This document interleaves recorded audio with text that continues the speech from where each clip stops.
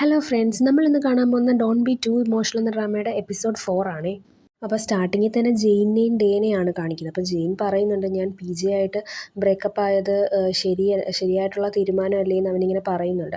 എന്നിട്ട് അവൻ പറയാണ്, പക്ഷേ എന്തുകൊണ്ടാണ് എനിക്ക് ഇത്രയധികം വേദനിക്കുന്നതെന്നും പറഞ്ഞിട്ട് അവനങ്ങ് ഭയങ്കരമായിട്ട് ഇമോഷണൽ ആവുകയാണ് കേട്ടോ. എന്നിട്ട് നന്നായിട്ട് കരയുന്നുണ്ട്.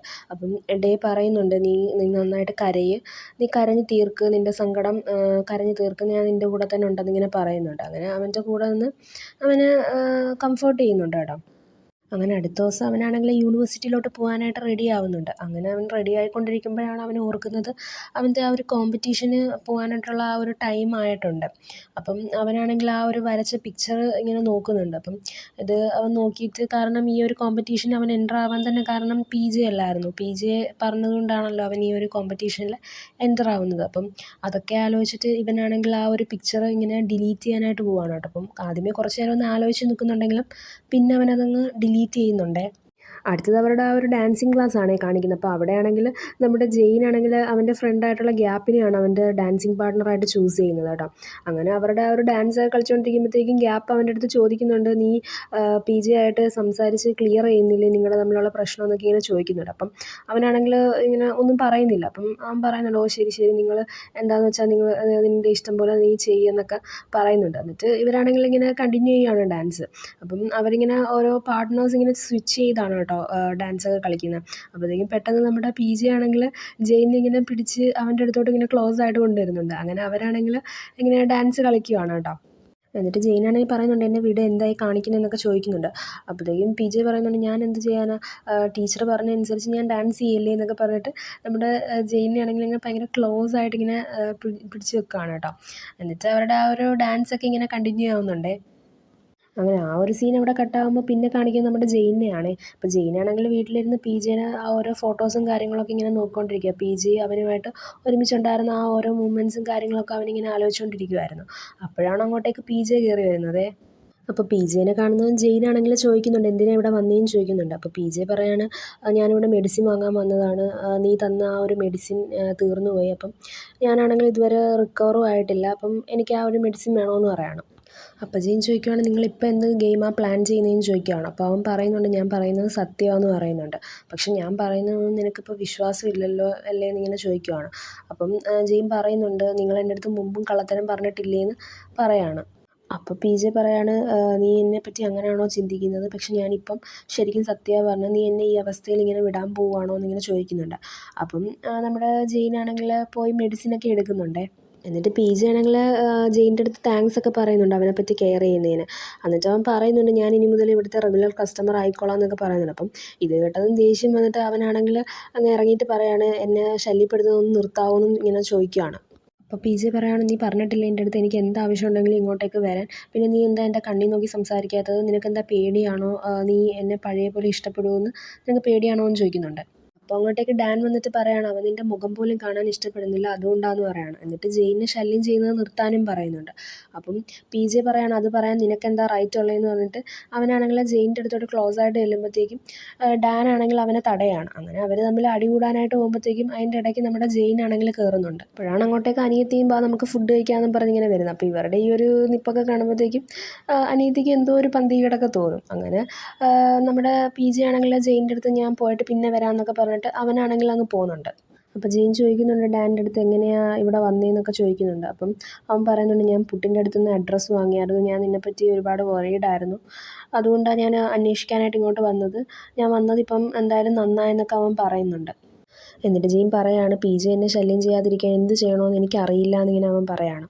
അപ്പോൾ ഡാൻ പറയാണ്, എനിക്ക് നിന്നെ PJയുടെ അടുത്ത് നിന്ന് പ്രൊട്ടക്റ്റ് ചെയ്യണമെന്നുണ്ട്, അങ്ങനെയാണെങ്കിൽ നിൻ്റെ ആൻസർ എന്താണെന്ന് ചോദിക്കുന്നുണ്ട്. അപ്പോൾ ജെയിനാണെങ്കിൽ അവിടെ ആൻസർ ഒന്നും പറയുന്നില്ല. അങ്ങനെ PJ ആണെങ്കിൽ തിരിച്ച് കാറിൽ നല്ല ദേഷ്യത്തിൽ തന്നെ വന്നിങ്ങനെ ഇരിക്കുകയാണേ. അങ്ങനെ ആ ഒരു സീൻ ഇവിടെ കട്ടാകുമ്പോൾ പിന്നെ അടുത്ത കാണിക്കുന്നത് യൂണിവേഴ്സിറ്റിയാണ്. അപ്പോൾ അവിടെയാണെങ്കിൽ ജെയിനും പിന്നെ ഡാനും ഒരുമിച്ചാണ് കേട്ടോ ബൈക്കിൽ വന്നേക്കുന്നത്. അപ്പോൾ ഇതൊക്കെ കാണുമ്പോഴത്തേക്കും അവിടെയുള്ള പിള്ളേരെല്ലാവരും ഇങ്ങനെ ഗോസിപ്പൊക്കെ അടിക്കുന്നുണ്ട്. അവരിങ്ങനെ ചോദിക്കുന്നുണ്ട്, എന്ത് പറ്റി, PJയും ജെയിനും തമ്മിൽ ബ്രേക്കപ്പ് ആയോ, എന്തെങ്കിലും പ്രശ്നമുണ്ടോ എന്നൊക്കെ അവരിങ്ങനെ ഓരോ ഗോസിപ്പൊക്കെ അടിക്കുന്നുണ്ട്. എന്നിട്ട് ഇവരാണെങ്കിൽ ഇങ്ങനെ ക്യൂട്ടായിട്ട് ഇങ്ങനെ അവൻ്റെ ഹെൽമെറ്റൊക്കെ ഇങ്ങനെ ഡാൻ ഇങ്ങനെ ഊരി കൊടുക്കുക, അവൻ്റെ ഹെയറിലൊക്കെ ഇങ്ങനെ ടച്ച് ചെയ്തതൊക്കെ കാണുമ്പോഴത്തേക്കും എല്ലാവരും ഇങ്ങനെ ഓരോ ഗോസിപ്പൊക്കെ അടിക്കുന്നുണ്ട്. അങ്ങനെ ഇതും കണ്ടുകൊണ്ടാണ് കേട്ടോ പുട്ട് വരുന്നത്. അപ്പോൾ പുട്ട് വരുമ്പോഴത്തേക്കും നമ്മുടെ ജെയിനാണെങ്കിൽ അവൻ്റെ അടുത്ത് സോറിയൊക്കെ ചോദിക്കുന്നുണ്ട്, അവൻ പറഞ്ഞതൊന്നും വിശ്വസിക്കാതിരുന്നതിന്. എന്നിട്ട് അവൻ പറയുന്നുണ്ട്, നിനക്ക് വേണമെങ്കിൽ എന്നെ തിരിച്ച് പഞ്ച് ചെയ്യാമെന്ന് പറയുന്നുണ്ട്. അപ്പോൾ ഇത് കേട്ടതും അവനാണെങ്കിൽ ബാഗൊക്കെ തറയിലിട്ടിട്ട് ഇവനെ പഞ്ച് ചെയ്യാനായിട്ട് ഇങ്ങനെ കൈയൊക്കെ പൊക്കി ഇങ്ങനെ റെഡി ആയിട്ട് ഇങ്ങനെ നിൽക്കുന്നുണ്ട് കേട്ടോ. അപ്പം നമ്മുടെ ജെയിനും ഒന്ന് ചെറുതായിട്ടൊന്ന് പേടിച്ചിട്ടൊക്കെ ഇങ്ങനെ ഒന്ന് പ്രിപ്പയർഡായിട്ട് നിൽക്കുവാണ്. അപ്പം നമ്മുടെ പുട്ടാണെങ്കിൽ ഇങ്ങനെ കൈയൊക്കെ എടുത്ത് അവനിങ്ങനെ പഞ്ച് ചെയ്യാനായിട്ട് ഇങ്ങനെ വരുവാണ് കേട്ടോ.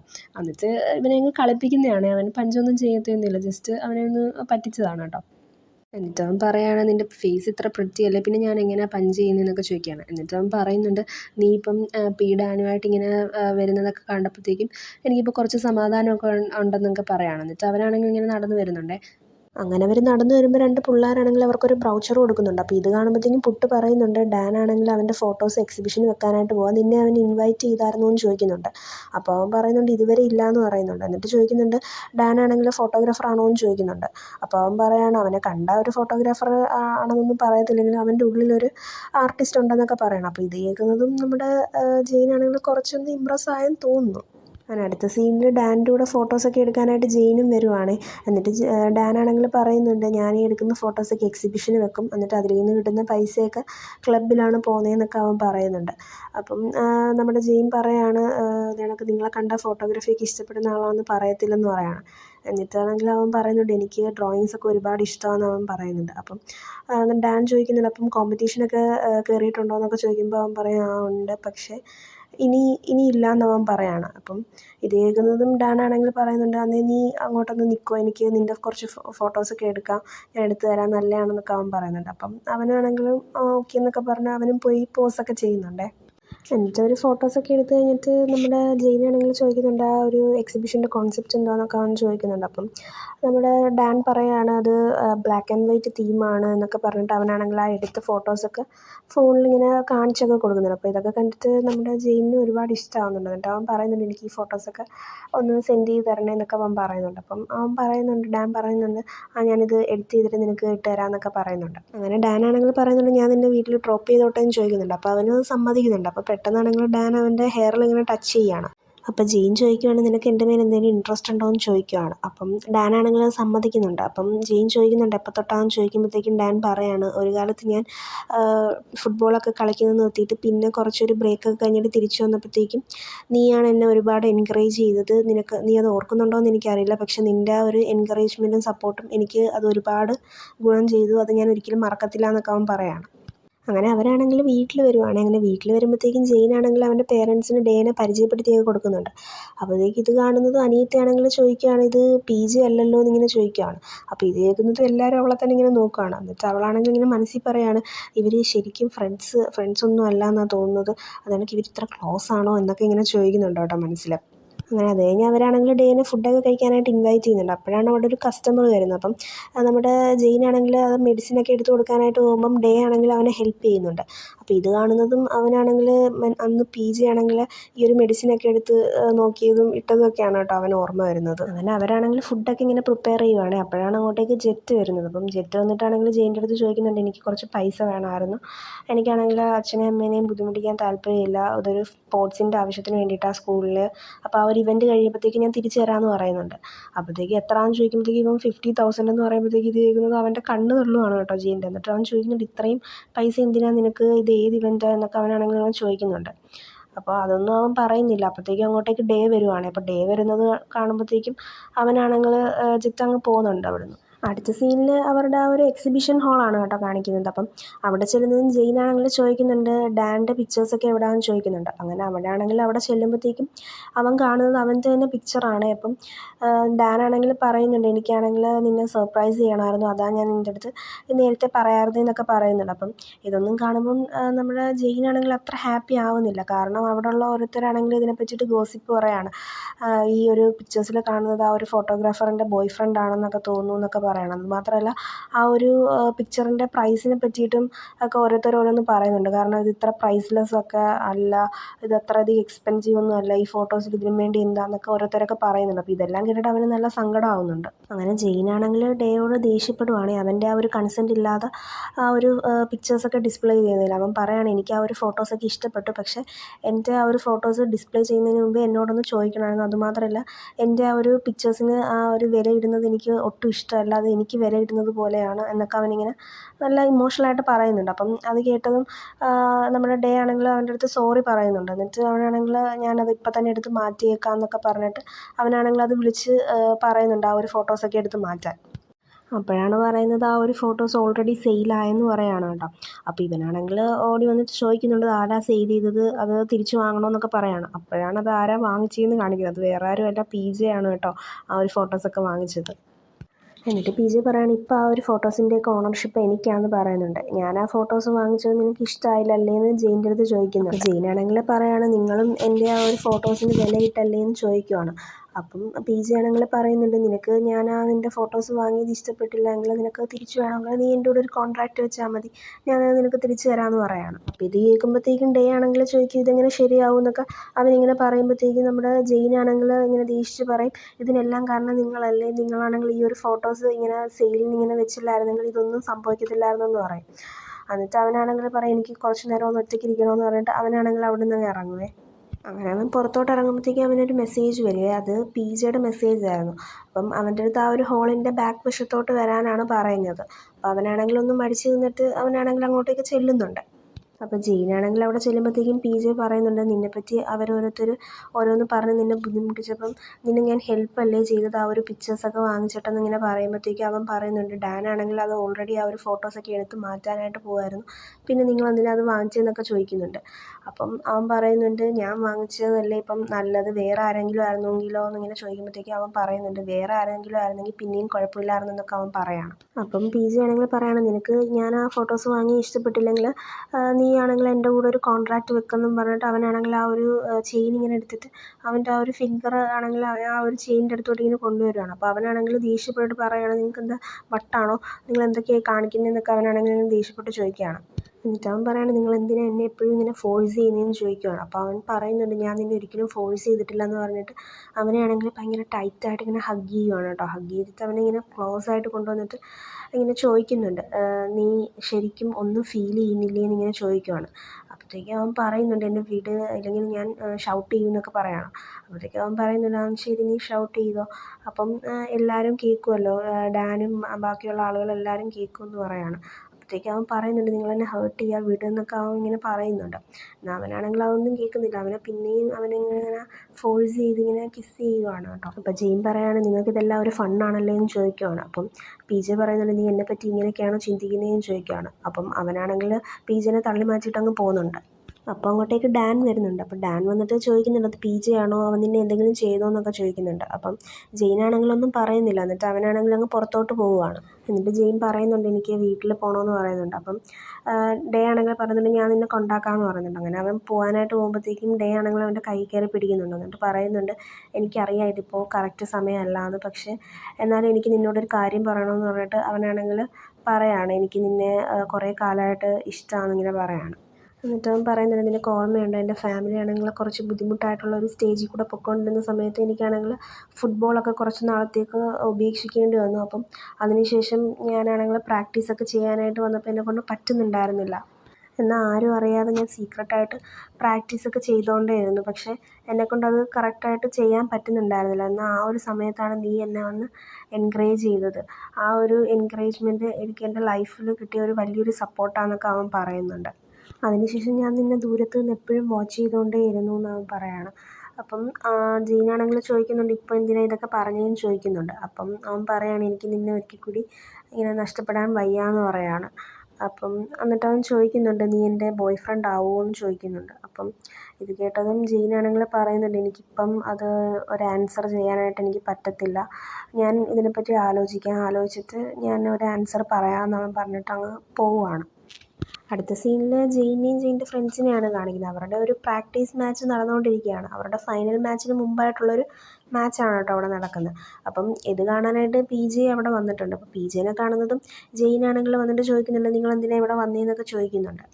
എന്നിട്ട് അവൻ പറയാണ്, എല്ലാവരും ഇവിടെ പ്രാക്ടീസ് ചെയ്യുക, ഇവിടെ ഒരു പ്രശ്നം ഉണ്ടാക്കാതെ പോകാനൊക്കെ പറയുന്നുണ്ട്. അപ്പോൾ PJ പറയുന്നുണ്ട്, ഞാനിവിടുന്ന് പോകാൻ പറയാൻ ഇത് നിൻ്റെ ഗ്രൗണ്ടൊന്നും അല്ലല്ലോ എന്നൊക്കെ പറയുന്നുണ്ട്. അപ്പോൾ അവൻ തിരിച്ചും പറയുന്നുണ്ട്, ഇത് നിങ്ങളുടെ അല്ലല്ലോ എന്ന് ചോദിക്കുമ്പോഴത്തേക്കും അവൻ പറയുന്നുണ്ട്, നിനക്ക് വേണ്ടി ഞാൻ ഈ ഗ്രൗണ്ട് വാങ്ങാനും തയ്യാറാണെന്നൊക്കെ പറയുന്നുണ്ട്. എന്നിട്ട് PJ ആണെങ്കിൽ ജെയിനിനെ ക്ലോസ് ആയിട്ട് കൊണ്ടുവന്നിട്ട് പറയാണ്, എനിക്കെന്തെങ്കിലും വേണമെന്നുണ്ടെങ്കിൽ ഞാനത് എങ്ങനെയെങ്കിലും സ്വന്തമാക്കിയിരിക്കും, അതിപ്പം നീ ആണെങ്കിൽ കൂടിയെന്ന് ഇങ്ങനെ പറയാണ്. അങ്ങനെ ഇതൊക്കെ കണ്ടതും ഡേ ആണെങ്കിൽ അവിടെ നിന്ന് ഇറങ്ങി വന്നിട്ട് നമ്മുടെ PJനെ ആണെങ്കിൽ അങ്ങ് അടിക്കുവാണ്. എന്നിട്ട് പറയുന്നുണ്ട് ജെയിൻ്റെ അടുത്തുനിന്ന് മാറി നിൽക്കാനൊക്കെ പറയുന്നുണ്ട്. അങ്ങനെ ദേഷ്യം വന്ന PJ ആണെങ്കിൽ ഡാൻ ഇട്ട് ഒരു അടി തിരിച്ചു കൊടുക്കുന്നുണ്ട്. എന്നിട്ട് ചോദിക്കുവാണ്, നിനക്ക് എന്ത് റൈറ്റാണ് ഉള്ളത് ഞാൻ ജെയിൻ്റെ അടുത്തുനിന്ന് മാറി നിൽക്കാൻ പറയാനെന്നിങ്ങനെ പറയുകയാണ്. അപ്പോൾ ഇത് കേൾക്കുന്നതും ജെയിനാണെങ്കിൽ പറയുന്നുണ്ട്, ഡേക്ക് എല്ലാ റൈറ്റും ഉണ്ടെന്ന് പറയാണ്. എന്നിട്ട് പറയുന്നുണ്ട്, ഡേ എൻ്റെ ബോയ് ഫ്രണ്ടാന്ന് പറയാണ്. അങ്ങനെ ഇത് കേൾക്കുന്നതും പാവം നമ്മുടെ PJക്കാണെങ്കിൽ പിന്നെ ഒന്നും പറയാൻ പറ്റുന്നില്ല കേട്ടോ. അവനാണെങ്കിൽ അങ്ങ് ഭയങ്കര സങ്കടമാവുകയാണ് ഇതങ്ങ് ജെയിൻ്റെ വായിൽ നിന്ന് കേൾക്കുമ്പോഴത്തേക്കും. അത് കഴിഞ്ഞ് യൂണിവേഴ്സിറ്റിയിൽ നിന്ന് ഇറങ്ങാനായിട്ട് പോകുമ്പോഴത്തേക്കും ജെയിനാണെങ്കിൽ PJനെ കാണുന്നുണ്ട്. അവിടെ PJ ആണെങ്കിൽ കാറിൽ ഇരുന്ന് ജെയിനും അത് കണക്ക് ഡേയും കൂടെ പോകുന്നത് ഇങ്ങനെ നോക്കിയിരിക്കുവാണേ. അത് കഴിഞ്ഞ് അടുത്ത സീനിൽ ജെയിനാണെങ്കിൽ കുളിച്ചുകൊണ്ടിരിക്കുമ്പോഴത്തേക്കും അവൻ പെട്ടെന്ന് PJയുടെ ആ ഒരു ഓർമ്മയിലോട്ട് പോവുകയാണ്. എന്നിട്ട് അവൻ പോലും അറിയാതെ PJയുടെ ആ ഒരു പ്രസൻസ് അവൻ ഫീൽ ചെയ്യുകയാണ്. എന്നിട്ട് അവനാണെങ്കിൽ PJ ആയിട്ട് ക്ലോസ് ആയിട്ടിരുന്ന കാര്യങ്ങളൊക്കെ ഓർക്കുന്നുണ്ട്. എന്നിട്ട് അവനാണെങ്കിൽ PJനെ കിസ് ചെയ്യുന്നതായിട്ടൊക്കെ ഇങ്ങനെ ഇമാജിൻ ചെയ്യുകയാണ്. എന്നിട്ട് അവൻ പെട്ടെന്ന് ബോധത്തിലോട്ട് വരുന്നുമില്ല. ആ സീനവിടെ കട്ടാകുമ്പോൾ പിന്നെ കാണിക്കുന്നത് ജെയിനെയും ഡേനെയാണ്. അപ്പം ഡേ ആണെങ്കിൽ പറയുന്നുണ്ട്, നിൻ്റെ കൈ ഒന്ന് കാണിച്ചേന്ന് പറയുന്നുണ്ട്. അപ്പോൾ അവനാണെങ്കിൽ കൈ ഇങ്ങനെ കാണിക്കുമ്പോഴത്തേക്കും അവനാണെങ്കിൽ ഒരു ബ്രേസ്ലെറ്റ് ആണെങ്കിൽ ഇട്ട് കൊടുക്കുന്നുണ്ട്. അപ്പം എന്നിട്ട് പറയുന്നുണ്ട്, നീയാണെങ്കിൽ ശനിയാഴ്ചയല്ലേ ജനിച്ചത്, അപ്പോൾ അത് വെച്ച് നോക്കിയിട്ടാണ് നിനക്ക് ഞാൻ ഈ ഒരു ബ്രേസ്ലെറ്റ് വാങ്ങിയെന്ന് പറയുന്നുണ്ട്. എന്നിട്ട് പറയുന്നുണ്ട്, ഞാനും ശനിയാഴ്ച തന്നെയാണ് ജനിച്ചത്, അതുകൊണ്ട് എനിക്കും ഈ ഒരു സെയിം ബ്രേസ്ലെറ്റ് ആണെന്ന് അങ്ങനെ പറയുന്നുണ്ട്. അപ്പം അവനാണെങ്കിൽ ചോദിക്കുന്നുണ്ട്, ഞാൻ ശനിയാഴ്ചയാണ് ജനിച്ചതെന്ന് നിനക്കെങ്ങനെ അറിയാമെന്നൊക്കെ ചോദിക്കുന്നുണ്ട്. അപ്പോൾ അവൻ പറയുന്നുണ്ട്, ഞാനത് ഇൻസ്റ്റഗ്രാമിൽ നോക്കിയായിരുന്നു എന്നൊക്കെ പറയുന്നുണ്ട്. എന്നിട്ട് ഡേ ആണെങ്കിൽ താങ്ക്സ് ഒക്കെ പറയുന്നുണ്ട്, കഴിഞ്ഞ ഒരു മാസം എൻ്റെ കൂടെ നിന്നതിനെന്നൊക്കെ പറയാണ്. അപ്പം ജെയിനാണെങ്കിൽ പറയുന്നുണ്ട്, ഞാനാണെങ്കിൽ ഒരു ഗിഫ്റ്റ് നിങ്ങൾക്ക് വേണ്ടി കരുതിയില്ലല്ലോ എന്നിങ്ങനെ ചോദിക്കുമ്പോഴത്തേക്കും അവൻ പറയുന്നുണ്ട്, അതൊന്നും കുഴപ്പമില്ല എന്ന് പറഞ്ഞിട്ട് അവൻ പറയുന്നുണ്ട്, ഞാനിപ്പോൾ പക്ഷേ ഒരു ഗിഫ്റ്റ് ആവശ്യപ്പെട്ടാൽ നിനക്ക് അത് കുഴപ്പമുണ്ടോ എന്നിങ്ങനെ ചോദിക്കുകയാണ്. എന്നിട്ട് അത് പറഞ്ഞിട്ട് അവൻ്റെ അടുത്തോട്ട് ഇങ്ങനെ ക്ലോസ് ആയിട്ട് കിസ് ചെയ്യാനായിട്ട് വരുമ്പോഴത്തേക്കും നമ്മുടെ ജെയിനാണെങ്കിൽ ഒരു കോള് വരുവാണേ. അങ്ങനെ ആ കോള് വന്നത് അവനാണെങ്കിൽ പെട്ടെന്ന് എനിക്ക് പോകണമെന്ന് പറഞ്ഞിട്ട് അവിടെ നിന്നാണെങ്കിൽ നേരെ ഹോസ്പിറ്റലിലോട്ടാണ് കേട്ടോ പോകുന്നത്. അപ്പം അവിടെ ചെന്ന് നോക്കുമ്പോഴത്തേക്കും അവൻ്റെ ബ്രദറായിട്ടുള്ള ജെറ്റ് അടിയൊക്കെ കൊണ്ട് വയ്യാതെ അവിടെ ഹോസ്പിറ്റലിൽ കിടക്കുവാണേ. അങ്ങനെ അവനെ കണ്ടതും ജെയിനാണെങ്കിൽ ചോദിക്കുന്നുണ്ട്, നിനക്ക് എന്താ പറ്റിയെന്നൊക്കെ ചോദിക്കുമ്പോഴത്തേക്കും അവൻ പറയുന്നുണ്ട്, ഞാനാണെങ്കിൽ കടത്തിലായി, ഞാനാണെങ്കിൽ ഇങ്ങനെ പൈസ വെച്ചിട്ട് ഇങ്ങനെ ഫുട്ബോളൊക്കെ കളിച്ചു, പക്ഷേ അത് ഇത്രയും വലിയ കടമാവുമെന്ന് ഞാൻ അറിഞ്ഞില്ല എന്നൊക്കെ പറയുകയാണ്. അപ്പം അവൻ പറയുന്നുണ്ട്, നിനക്ക് പൈസയല്ല വേണ്ടത്, എത്ര വേണ്ടത്, 50,000 അല്ലേ ഞാൻ തരാം എന്നൊക്കെ പറഞ്ഞിട്ട് അവനാണെങ്കിൽ ഇങ്ങനെ ഇട്ട് കൊടുക്കാനായിട്ട് പോകുമ്പോഴത്തേക്കും അവൻ പറയുന്നുണ്ട്, ഇല്ല PJ അങ്ങനെയല്ല, 50,000 ഒന്നുമല്ല, 1.2 മില്യണാന്ന് പറയുന്നുണ്ട് കേട്ടോ. അപ്പോൾ ഇത് കേൾക്കുന്നതും അവൻ ശരിക്കും ഷോക്കാവണം. ഇത്രയും വലിയ പൈസ അവൻ എങ്ങനെ കൊടുക്കും, അതും എപ്പോൾ കൊടുക്കണമെന്നൊക്കെ ചോദിക്കുമ്പോഴത്തേക്കും അവൻ പറയാണ്, അത് നാളെ തന്നെ കൊടുക്കണമെന്നൊക്കെ പറയാണ്. അപ്പം അവനാണെങ്കിൽ ശരിക്കും അങ്ങ് തകർന്നു പോവുകയാണ് കേട്ടോ.